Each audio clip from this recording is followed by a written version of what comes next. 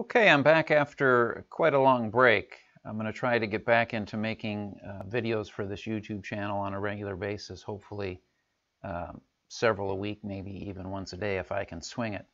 This video I want to talk about going beyond Jordan Peterson. In the past I've posted some videos related to Jordan Peterson. I continue to find him a fascinating figure who has a lot of good things to say, things that connect with me as an ordinary pastor of a pretty typical American Protestant church. And what prompts me to do this video is that he was recently on Dr. Oz's show, and there's an extended YouTube video of an interview that Jordan Peterson did with Dr. Oz. And as I was listening to the video, I found there was so much, again, that I agreed with what Jordan Peterson was saying with Dr. Oz. And yet I felt like he brought us to a certain place, especially with his discussion of God and of the experience of God, and didn't go far enough. I want to talk today about going beyond Jordan Peterson. In that particular interview, especially with Dr. Oz, Jordan Peterson used once more the language of philosophy when he talked about the structure of being or the structure of existence. Sometimes this is referred to as the area of ontology that he's talking about. Ontos being the idea of being in Greek, ontos, being, and the study of being, of existence, the structure of reality.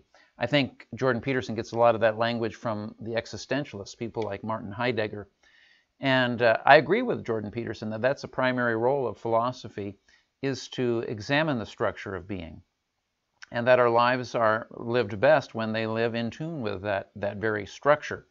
And for him, of course, the place in which you know that you're in tune with the structure of being is when you're experiencing meaning.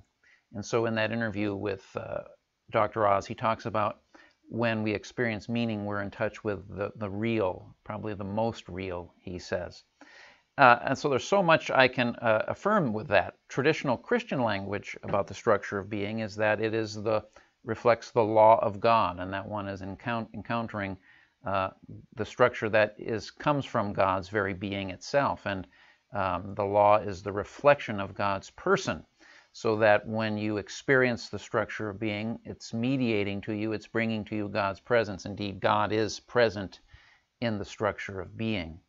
But one of the things that Jordan Peterson doesn't deal with here is that in their analysis of the human experience of life in this world, many of the existentialists pointed out that we experience ourselves as being alienated, estranged from the way things are.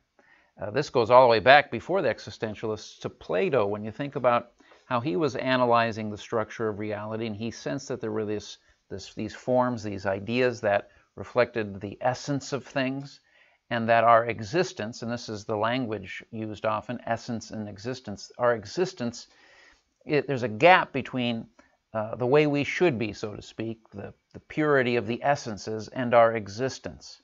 And he was sensing that there was this disconnect, this sense of being alienated from our true selves.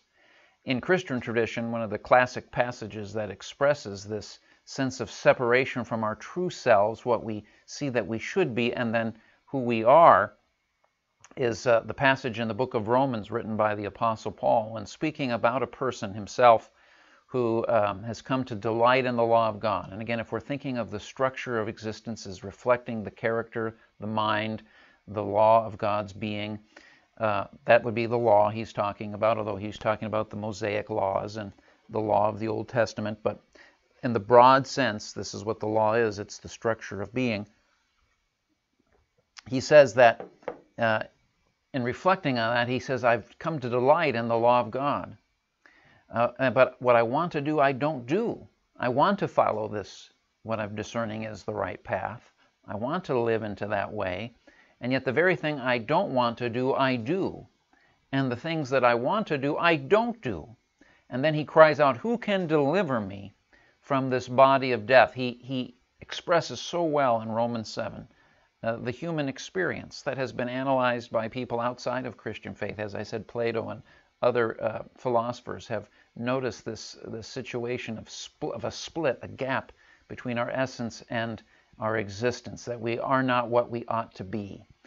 And here's where I think we need to go beyond Jordan Peterson, because Jordan Peterson is a reminder that there is a way we ought to be, and that the more we live into the way we ought to be, the better our lives will be, and that's absolutely true.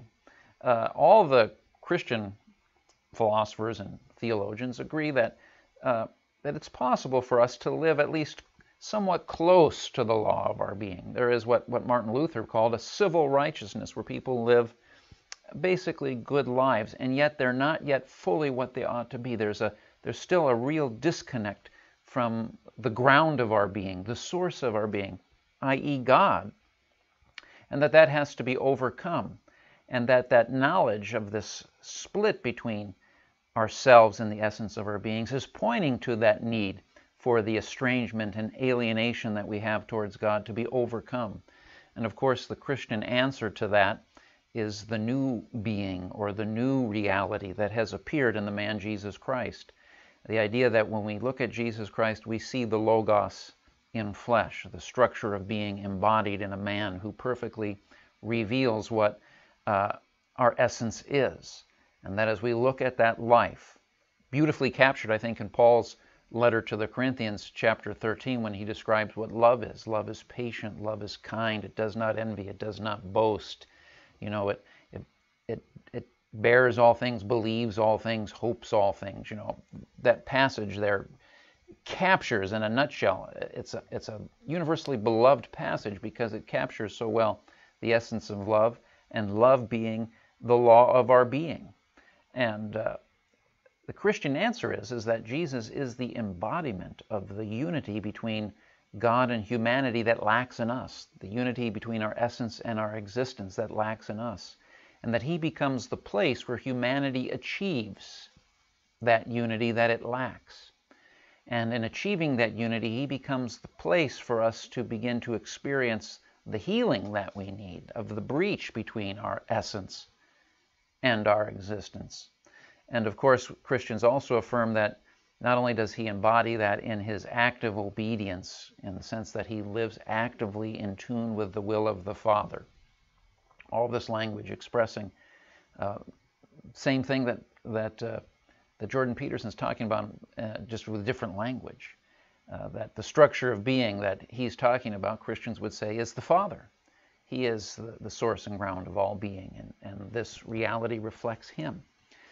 And the Gospels report a man who says, I only do what my Father tells me to do. I only live in tune with him. The temptation in the wilderness is of him living in perfect unity with the source of his being. But then Christians go beyond that active obedience to say that he also, in his passive obedience, took upon himself the consequences of our being out of tune with the structure of being. The wages of sin, which is death, that the death that he experiences on the cross, the suffering, the abandonment by the Father, these are all the natural outgrowths of our lives being out of sorts with the source and ground of our being. And in that moment, he takes that upon himself, and through his resurrection demonstrates that he has overcome these things, and that in him, when our lives are linked up to him, we find ourselves at peace. That was a big phrase that was used for, or way of speaking, for example, in the book of Ephesians, that he himself is our peace, that we find peace through him, peace from the conflict, that internal conflict we have with God, and we begin to experience the reality of the new being, which is described as life in the Spirit being the unity with the Father, the unity with the structure of being, and the fruit of the Spirit, the fruit of a life lived at one with God through Jesus Christ, is love, joy, peace, patience, gentleness, meekness, goodness, generosity, self-control, these things listed in Galatians chapter 5.